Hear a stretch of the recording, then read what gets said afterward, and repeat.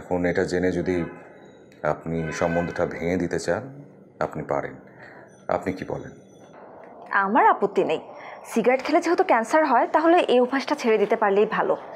আর অভ্যেসের কথা যখন উঠলো তখন বলতেই হয় যে আমারও একটা বাজে অভ্যাস আছে। সেটা কীরকম? রোজ কয়েক খিলি পান আর সাথে জর্দা। এই মুহূর্তে অবশ্য খাচ্ছি না, তাদের অবস্থা তো বুঝতেই পারছেন। আর যারা পান জর্দা খায় তাদের নিঃশ্বাসে নাকি অ্যামোনিয়ার গন্ধ থাকে। আমার এক আত্মীয় আছে যিনি সব সময় পান জর্দা খায় আর তার হাজব্যান্ডের সাথে তার ঝগড়াঝাটি সব সময় লেগে থাকে।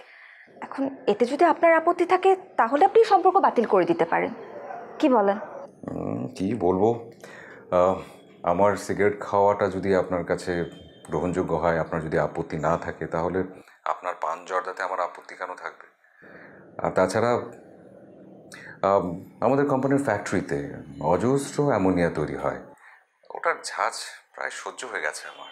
বুঝতে পারছি এটা নিয়ে হয়তো আমার খুব একটা সমস্যা হবে না, কারণ প্রায় তো যেতে হয় ফ্যাক্টরিতে। বাহ, চমৎকার!